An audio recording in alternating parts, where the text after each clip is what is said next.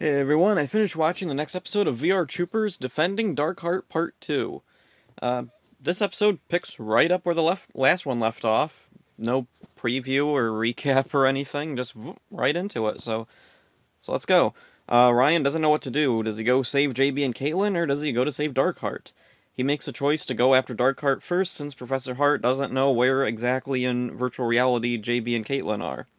Then we see JB and Caitlin are still trapped in that closing Iron Maiden thing, and they don't want to transform because they're afraid Percy will see, and they don't want to risk changing in front of Percy because he won't be able to keep a secret that they're superheroes.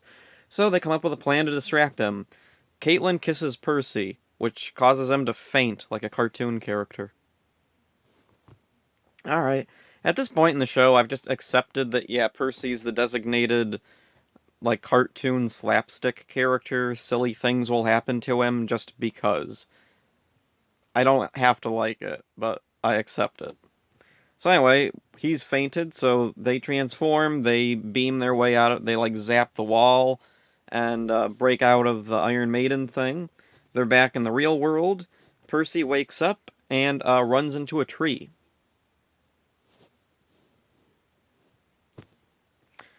Alright, enough of that. The Scugs sneak up on Ryan, who's uh, I was watching the bad guys in Darkheart.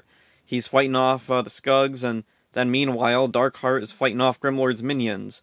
Ryan tries to follow him, but then he's attacked by more Scugs. Darkheart manages to escape, but he gets wounded. Ryan transforms. He's able to get down there and rescue him and take him back to the lab. The troopers all rejoin at the lab, and Professor Hart scans Darkheart's memories. Using the VR visors, the troopers are able to see his memories, and the memory they see is Ryan's father, Tyler Steele, and Professor Hart creating the VR Troopers and finding the way to cross into the virtual plane. It's really cool to finally see this. This is really neat. And it confirms that Darkheart is indeed Tyler Steele. Ryan is overcome with emotion. That's my father. Darkheart is really my father. I love that. It's a great scene, which unfortunately doesn't really go too far, because, I don't know. This episode has a lot of times where it sets up, like, an obstacle or some kind of event, and then just immediately resolves it and moves on. It's really weird for a four-part series to have an episode so rushed, and it's episode 2. So then, Ryan uses his VR visor to communicate with Darkheart. He can see his father's face through the helmet. His father's been brainwashed and doesn't remember who he is. And then we cut to the newspaper where Percy's pulling some shenanigans. He has those photos he took of uh, Ryan fighting with Darkheart last episode, and so he runs in, he opens up the door to the dark room, which ruins the pictures developing in there. Woody's all ticked off at him, and yeah. Anyway, it turns out the photos that Percy took are unusable because he was holding his camera backwards. Ha ha ha. I thought about going back to the last episode to check and see, like, was he really holding his camera backwards? But you know what? I didn't really care enough. So moving on. Percy's story is completely stupid and pointless. It makes him look like an idiot. I really don't get, like, the show is improving so much, and this is Percy really drags it down with just how overly stupid he's become. Like, he wasn't this stupid to begin with. Like, he was kind of a snobbish, like, jerky guy, but he wasn't outright stupid like this.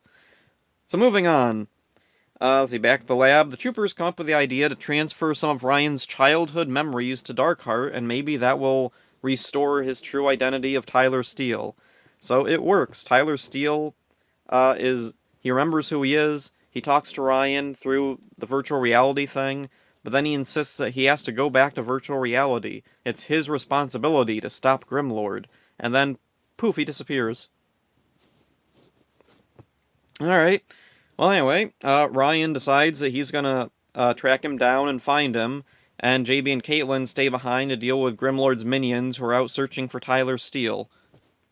This is good. I like this. This is a really good way to split them up. So often in VR Troopers, we'll have scenes where Ryan's like, okay, I'll go fight these things. JB and Caitlin hang behind to deal with generic minions. But this is a time where it actually makes sense. Grimlord has a reason to send his minions out. They were already all out there looking for Tyler Steele, or Darkheart, whatever. So this works. This is a clever way around that's usually not exactly a plot hole, just kind of a contrivance. Anyway, Darkheart's fighting through the mutants. He finds Ryan, and they agree to work together against Grimlord. And that's where the episode ends.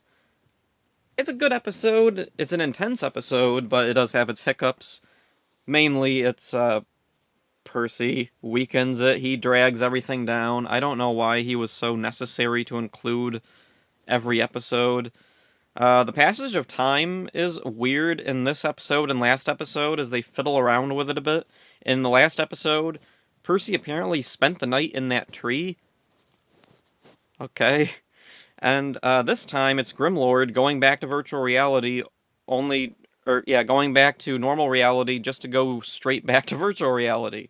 In the last episode, he's still in virtual reality. In this episode, he's back as Carl Zichter, but then he goes right back in, even though, like, almost no time has passed.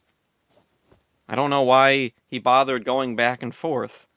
Oh, and the scene where Caitlin kisses Percy and he faints in a cartoonish way does clash a bit with the tone. It's also weird that it doesn't receive any follow-up. It never comes back again. There's no running gag with Percy now crushing on Caitlin or thinking that Caitlin likes him or anything. And also, like, it being so silly kind of clashes with how VR Troopers is usually more grounded in reality than this. I mean, it's still a superhero show, but yeah, stuff like this is just really weird. It kind of takes me out of it. Partially because it's just not done very well. Recently, I've been watching Zenkaiger, and I've noticed they do a lot of very cartoony things.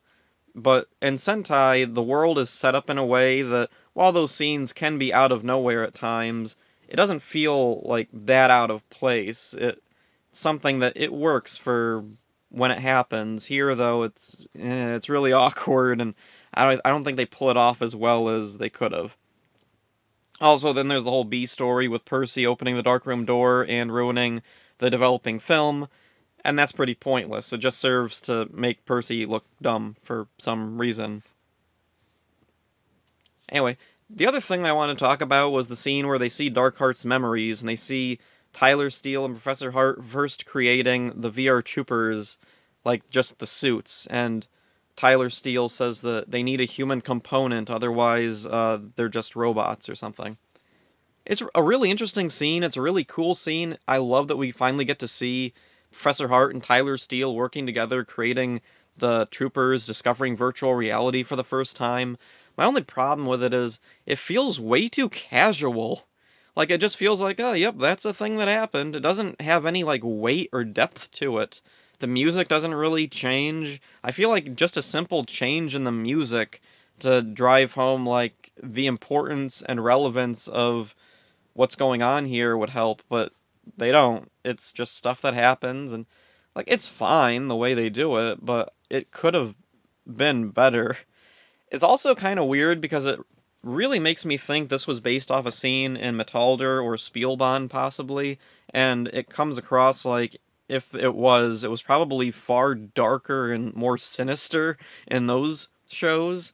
Uh, I'm not familiar as much with Metal Heroes. I know Kamen Rider, though, and this kind of reminds me of a scene out of Kamen Rider, or Terror of Mechagodzilla, where we have, like, these creepy scientists. We don't really know much about them. The setting is ominous. The music is mysterious. They're performing some kind of bizarre experiment or surgery on someone, and then they come out as a Kamen Rider or some kind of other being, cyborged, like out of their control and under the control of whoever was behind what happened to them in the first place.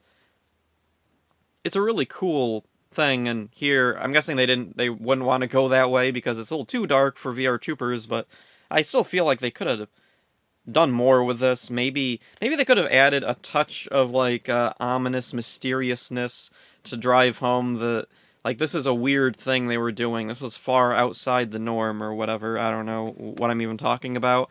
The scenes where Ryan talks with his father are a really cool highlight. But then,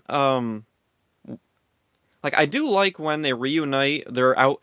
Darkheart, Tyler, whatever, is out fighting the bad guys. Ryan fights the bad guys. They finally reunite. It really feels like a big achievement and a major goal has been reached. But on the other hand, it just kind of feels like this happened kind of soon in this four-parter that's named after Darkheart.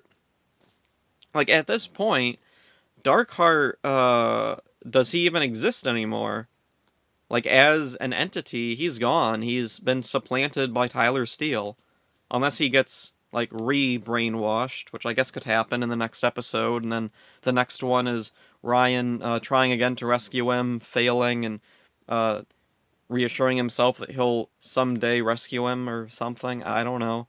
Or is this going to be like in Dino Charge, where Tyler found his father, and his father was like, "You did a good job, Tyler. Now I'm going to disappear for the rest of the series, pretty much."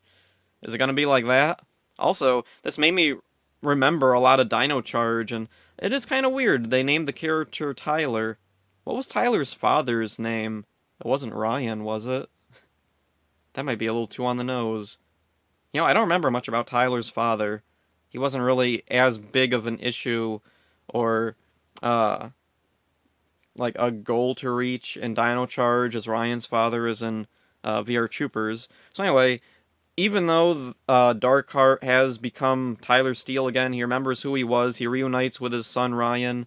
It kind of looks like a happy ending, but there is still some uncertainty there. We don't know yet. Like, will his father remain with them, or will he leave? Can he even be human again? It is possible he is human under all that, but in the episode, the only time we see him outside of the Darkheart like suit, it's in virtual reality. So it could be possible his human body no longer exists and he's only in that body. Anyway, two more parts. Looking forward to them. I'm really curious to see where they go with this. So hope you enjoyed this. See ya.